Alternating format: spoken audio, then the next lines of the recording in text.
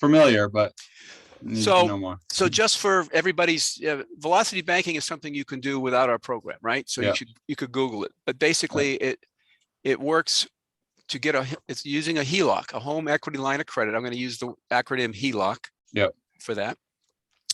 The way interest is calculated on a HELOC is extremely less onerous than a mortgage interest. Okay, it's using an average daily balance, and the math, you gotta know the math, which they don't really tell you the math. You know, it's like kind of top secret, right? Yeah.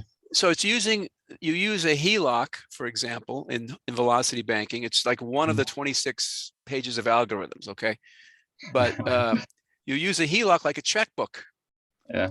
And you pay off chunks of debt from your HELOC, right?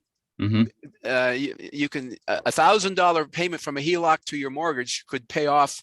The way a mortgage payments are work is that, you know, interest, you keep the payment the same, but the mix between interest and principal starts off very high on the interest side when you first get a mortgage, and over time, like $1 a month, it starts going toward the principal side until at the very end you pay everything off. But if you pay off all the principals associated with $1,000, for example, out of a HELOC, which is using a very simple calculation, you can save thousands of dollars on the mortgage because you're leveraging, you're using the arbitrage of the different types of debt calculations. This is just an example. Okay, you asked me for an example.